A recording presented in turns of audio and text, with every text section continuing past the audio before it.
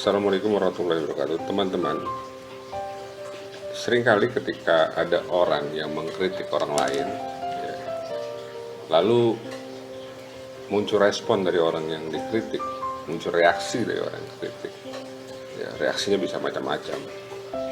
Termasuk misalnya yang dikritik tidak suka atau bahkan marah, ya, atas kritik yang disampaikan.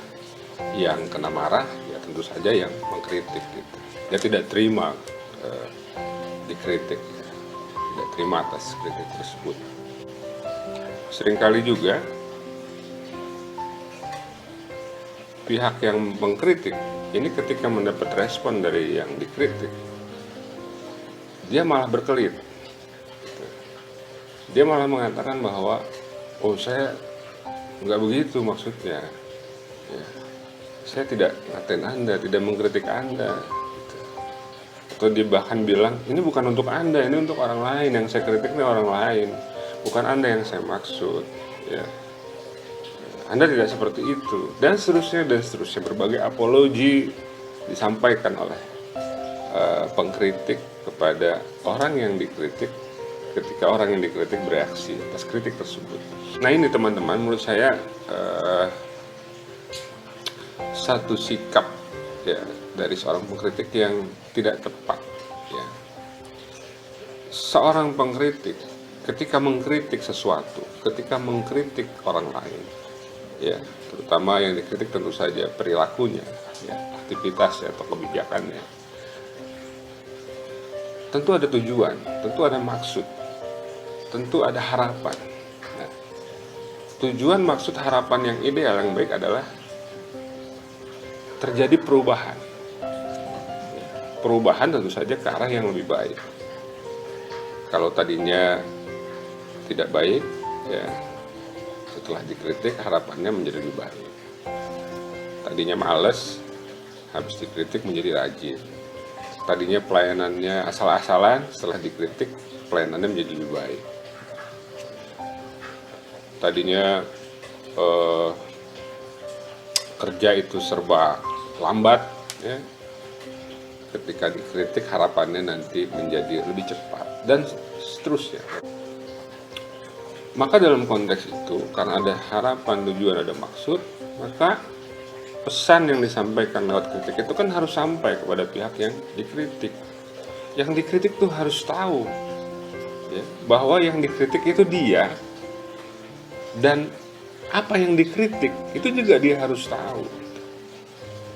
Kalau dia tidak tahu bahwa dia yang dikritik, dan dia tidak tahu apa yang dikritik dari dia, bagaimana maksud, tujuan, harapan tadi adanya perubahan bisa terwujud? Tidak mungkin terwujud, orang dia nggak tahu kok kalau kritik itu buat dia. Dia nggak tahu kok apa yang dikritik dari dia, apa masalah dari dia, apa yang perlu diubah dari dia, dia nggak tahu. Kalau dia tidak tahu, bagaimana kita bisa berharap terjadinya perubahan?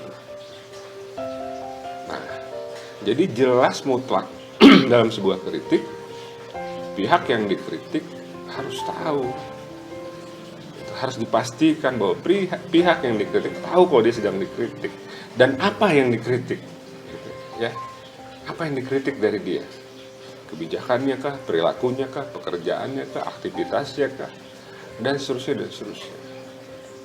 Nah, maka jika kemudian muncul reaksi terhadap dari kritik, ya, yang timbul dari orang yang dikritik, pihak pengkritik mestinya tidak berkelit, gitu. Kritik itu kan menyampaikan sesuatu yang minus, ya, sesuatu yang minor dari orang atau pihak lain. Maka selalu ada kemungkinan pihak yang dikritik itu tidak suka. Selalu ada kemungkinan orang diomongin hal yang gak baik tentang dia kok, ya. Wajar kalau orang itu tidak suka, tidak terima, dan seterusnya. Kalau itu yang terjadi, karena Anda sebenarnya mengkritik memang bukan untuk menjatuhkan orang itu, bukan untuk menjelekkan, untuk merendahkan orang itu, tapi memang dilandasi niat untuk mengubah, ya, perilaku, pekerjaan, aktivitas orang yang dikritik tersebut sehingga menjadi lebih baik, ya tidak perlu berkelit, tidak perlu pakai apologi macam-macam gitu. Kan Anda harusnya sebelum mengkritik juga menakar bagaimana nanti respon orang yang dikritik, dan menakar dari Anda sendiri. Nah, ini yang penting. Jadi kalau Anda sudah memilih menjadi seorang pengkritik, ya Anda harus berani, Anda harus punya keberanian. Kalau tidak, Anda jangan mengkritik, diam saja. Kalau Anda berani mengkritik, ya Anda, namanya juga berani mengkritik, harus berani. Jangan nanti malah bersembunyi ketika yang dikritik merespon. Itu kan sesuatu yang logis ya, konsekuensi logis dari satu perbuatan. Berani mengkritik, ya siap-siap mendapat respon dari yang dikritik. Jadi kalau mau mengkritik orang, mau menjadi pengkritik, mutlak Anda harus menjadi seorang pemberani. Harus berani, harus gentleman. Jangan habis mengkritik terus nyumput, lalu berkelit, oh maksud saya bukan begitu, oh yang saya maksud bukan Anda, lalu mencari berbagai apologi ya, mengingkari apa yang dia ucapkan sendiri. Akhirnya jadi seperti orang yang pengecut gitu. Nah, hari ini kita sering melihat orang kelihatannya garang gitu ya, mengkritik dengan membabi buta, kelihatannya kayak udah berani betul, tapi begitu dapat respon dari pihak yang dikritik, maka dia berkelit, bilang macam-macam gitu, bukan dialah yang dimaksud, bukan tidak seperti itu dan seterusnya. Ya untuk apa? Harusnya dia sudah memikirkan dari awal. Kalau orang yang dikritik itu merespons, maka dia akan menanggapinya seperti ini. Itulah makanya di sini penting, ya seperti saya sampaikan dalam video sebelumnya. Kritik itu harus berbasis dari hal yang faktual. Kritik itu harus ada barangnya, bisa dilihat, disentuh, dirasa. Kritik itu tidak mengada-ada, objeknya ada. Ya. Memang ada hal yang tidak pas, tidak berjalan dengan semestinya, maka perlu dikritik. Dan itu tidak dilandasi semangat kebencian, untuk menjatuhkan, untuk memfitnah dan seterusnya. Semangatnya adalah ingin mengubah keadaan menjadi lebih baik gitu. Dan faktual, tidak mengada-ada, dan disampaikan dengan cara yang baik gitu. Tidak dengan memaki-maki dan seterusnya. Sampaikan saja di mana letak kekurangannya, di mana letak masa, sampaikan, disertai dengan data yang dipunyai, fakta-fakta yang ada, bukti-bukti, bahkan akan lebih baik jika ada narasi, argumentasi gitu. Ya.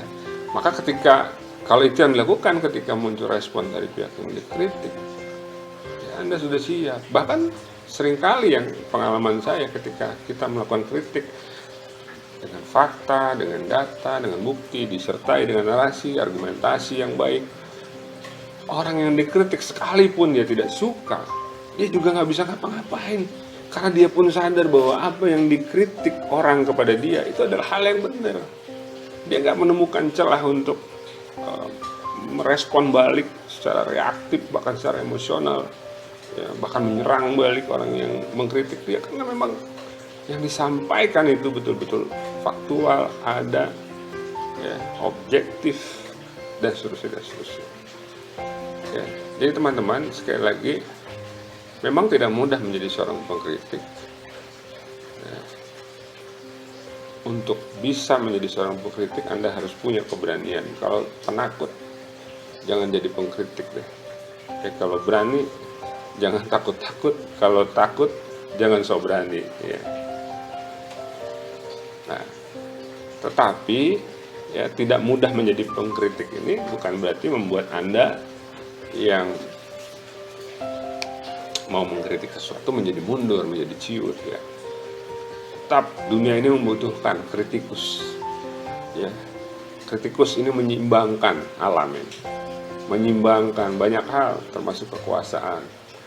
Ya, termasuk mereka yang sedang diberi amanah untuk memimpin sesuatu di semua level. Level negara, level provinsi, level kabupaten kota, level kecamatan, kelurahan, desa, RT, komunitas, organisasi, keluarga. mereka perlu diseimbangkan ya oleh adanya pihak-pihak yang mengkontrol apa yang mereka lakukan, kekuasaan yang sedang mereka emban. Nah, kritik merupakan salah satu bentuk, salah satu medium dari upaya untuk mengontrol jalannya kekuasaan. Jadi tetap penting ya.